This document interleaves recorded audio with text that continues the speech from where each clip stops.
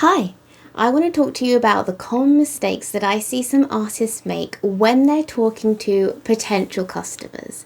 I'm Sema Martin, I'm a pet portrait artist and I have been for the last 10 years, and I want to just share my knowledge and tell you things that might help you with your own business. So when it comes to taking commissions and speaking to clients, there are a few things that I see a lot of artists, mistakes that I see them make. And I used to make the same mistakes as well when I first started. So the first thing is assuming that the customers know how commissions work. Even the word commission, I realized that stumped quite a lot of potential customers. They didn't know what commission meant. They know custom, it's like custom jewelry, custom, clothes, custom artwork, but they didn't know what the word commission meant. So that immediately stumped people when I said, would you like a commission? They were like, what's that? So language is one of those things that are really important. You have to speak the customer's language, not your language. So thinking about what your customers are, how they're thinking, how they're speaking, is going to help how you can talk to them. So that was one of the things I learned very early on, not to use the word commission with potential customers or just general customers in general, unless they used it. Another thing was assuming that they knew how the process worked. So a lot of people would be like, this is how much I charge, I'll do it for you for Christmas. And then that's about it. And not really explaining, let's talk about photos, we'll give you some mock-ups.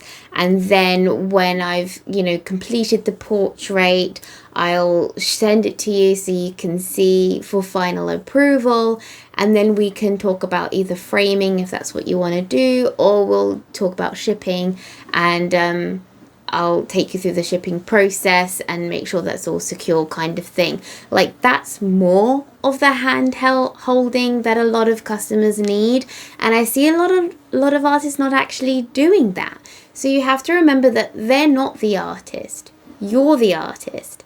They're someone who has no idea probably about what the actual commission process is, what custom artwork involves. They don't know anything. So try and think of it like explaining it to your child, I suppose. Not necessarily, in that way, but more like, they don't know. They've never experienced it before. So what would you tell them?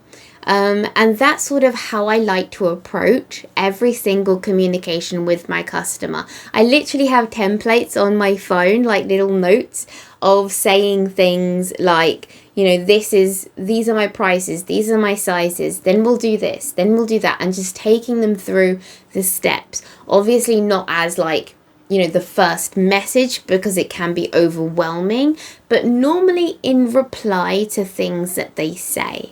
So some customers will say things like, oh, I love this picture of my dog. Can I get you to draw it, basically? Can I get some custom artwork? And I'll say, oh yes, of course, these are my prices, these are my sizes, what size would you like? And then then they pick a size, and then I say something like, okay, great, this is how much it costs. Would you like to pay up front, or would you like to pay in installments? I'll send you an invoice that you can pay. And as soon as I receive your payment, you'll then hold your place on my waiting list. So that's how I like to structure it. So that lets them know that, one, that they should pay soon. So if they want it in time, they, shouldn't take too long overpaying, especially if it's something that they need in the next few months, or however long we've agreed to do the portrait for, like when the deadline was for. So I like to let them know that they do need to pay, so I can make sure to hold their name on my waiting list, because I don't hold anyone on my waiting list unless they've shown a commitment of payment. So whether it's in full or whether it's a deposit, they need to have paid me in order to hold that place. So I let them know that. And then once I've sent the invoice to them, I then let them know, okay, I've sent you the invoice. Once you've paid, you'll be on my list. And then we can discuss pictures and mock-ups. I can send you a few mock-ups. So it gives them an idea of the step they're at, which is to pay, what's going to the result of that step, which is they'll be on my waiting list. And then the next step, we'll talk pictures. So I don't necessarily give them, the whole 8-step process, I suppose, in one go. I let them know the current step and the next step in each iteration.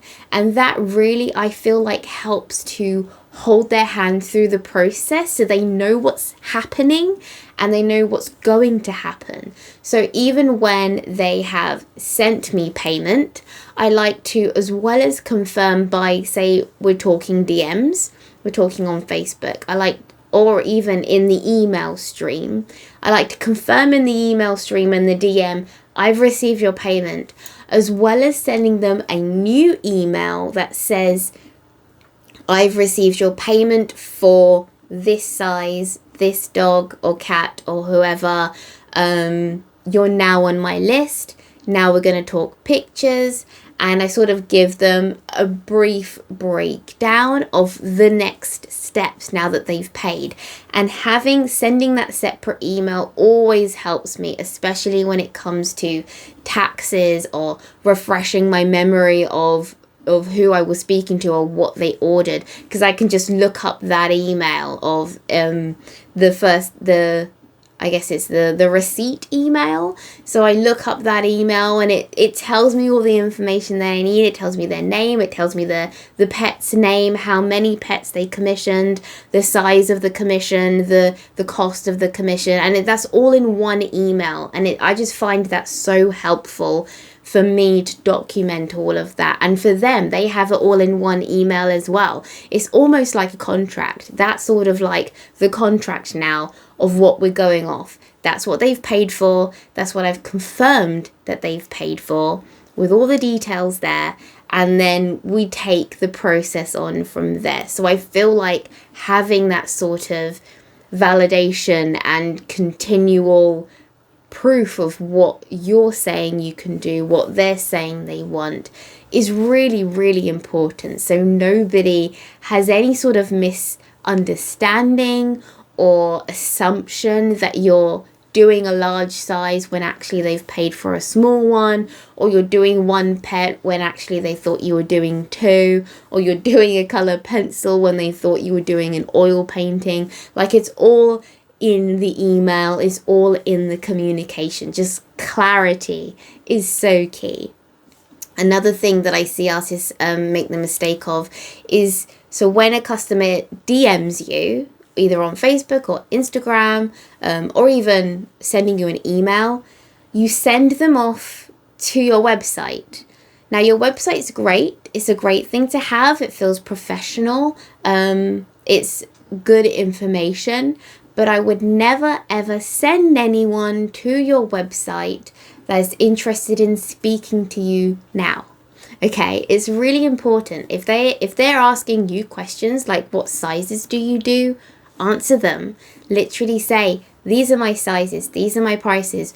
Don't send them off to a pricing page to get lost on your website, to feel like it's too much effort to find their answer. Because the more effort it is for them, the less likely they are to commission you and to follow through. So you have to make it easy for them.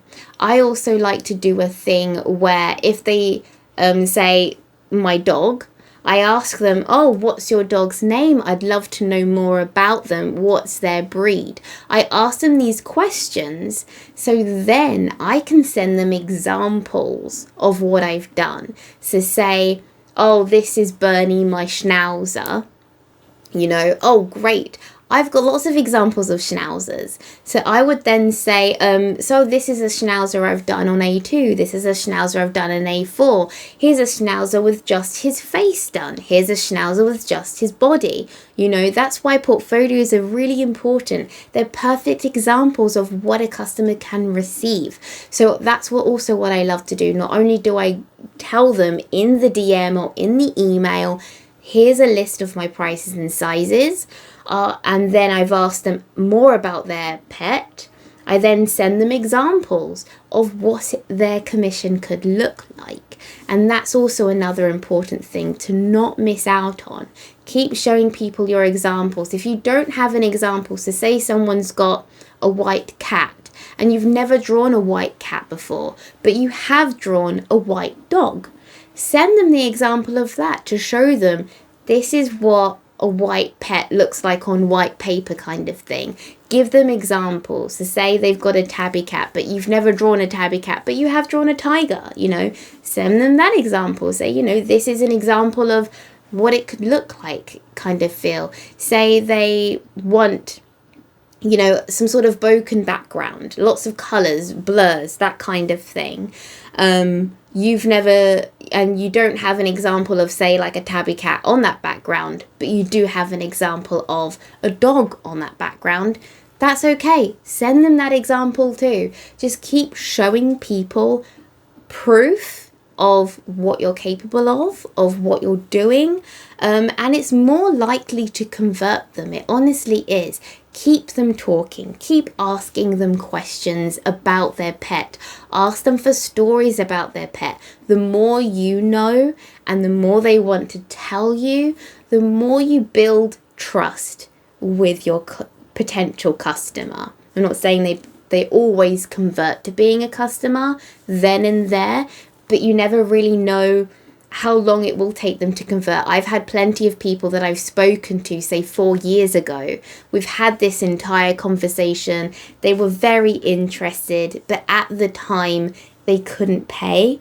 That's fine, because 4 years later, they've come back to me. They remembered the guidance I gave them, the communication, the clarity, the fact that I was so professional, showing them my examples. I was the artist they wanted to come back to. They didn't find somebody else in those 4 years. They waited to have enough money to pay for me, and they've come back to me and then commissioned me because they saved up enough, or I had a special deal on that they utilized, you know?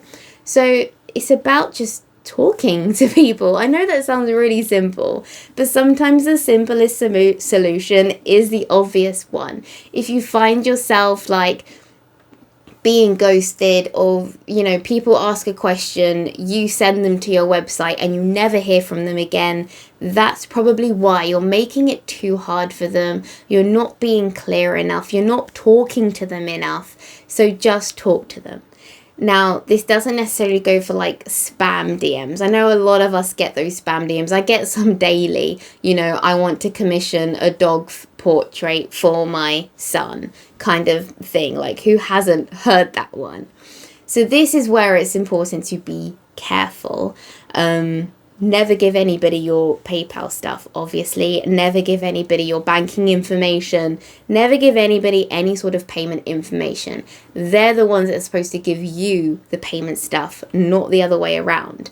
Never accept e-checks or checks of any kind. If you don't have the payment in your account, you shouldn't be starting the work. So make sure that's very clear to yourself. That's your boundary as a commission artist. And to the customer, you will not be doing any work for them until they've showed some sort of commitment of paying. And this will really help you like get rid of the people that aren't actually have any intention of paying you in the first place, or are not that interested. That's why I like to say that I won't do mock-ups. Like, I don't do mock-ups, and, you know, spend time talking about their commission until they've paid. You show me a commitment that you actually want me to draw your pet, and I will invest as much time as you need to create the perfect mock-up, to understand exactly what you're looking for, to create the perfect portrait for you. It's a give and take, and they will understand that if you're clear about that. If you tell them, you talk them through it. This is the process. This is how it's going to happen. If anybody asks you stuff for free, sorry, no, I don't do it for free. This is my job. If you don't want to pay, that's fine, but you're welcome to follow along my journey. Thank you for your support. Like, there's no need to be rude to people who ask for freebies. You know, they're still interested in your work. They still like what you're doing. You never know, they could one day actually pay for your artwork. So there's no point being rude either. No, there's no room for rudeness, I guess, when you're trying to talk to potential clients. So if they're asking for freebies, thank them for their support. Thank them for their love of your work, that they're asking to have, to own some, you know. But just like nice and politely tell them that you just don't do it for free. And that's how you communicate that. And you're, especially with discounts, I've had a lot of people ask me, do you do discounts? And I say, no, I'm sorry, I don't do discounts. I used to when I first started out, but I don't do discounts anymore. This is the price. You're welcome to follow along my art journey, support me in a way of, you know, liking my posts, commenting, being, you know, enjoying the art that I share, but I don't do discounts. You know, you can talk to them that way.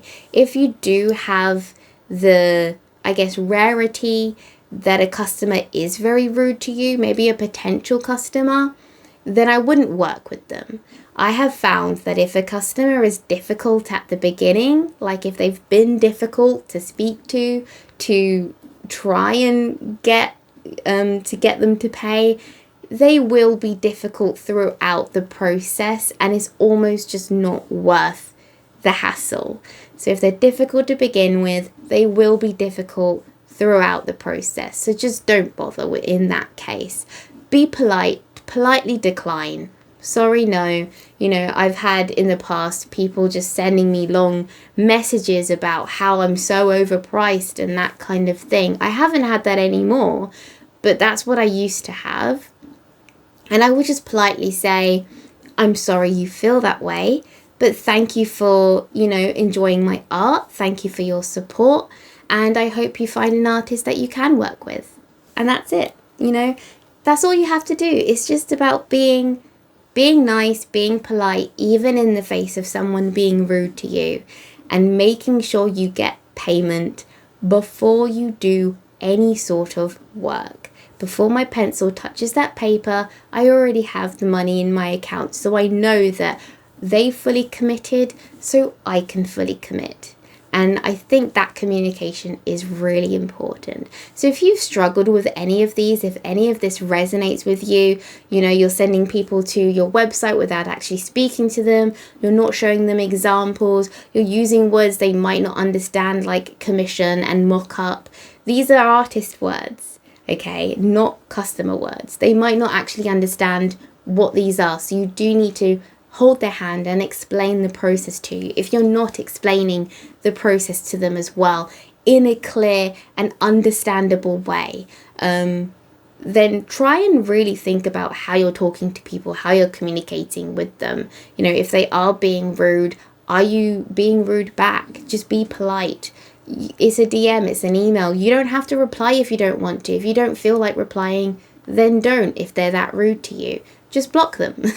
You know, you've got the ability to make that choice. You don't have to be rude back. You don't have to give them anything back if they're being rude to you. So that's really important to understand. It's always better to be, you know, in the higher position of always being polite, always being kind, always being professional, especially if you're trying to take this seriously as a business, as a side hustle. You know, your reputation is everything. If you're rude to one customer, you don't know who they know, you don't know what influence they have. They could, you know, say so much stuff about you that would be true because you've just been so rude to them. You understand? So it's really important to be kind and polite and always professional. And if you need any more help with your pet portrait business, then please click the link below. If there are any topics that you want me to discuss, then please comment below and I will get around to it. Thanks, and see you next time.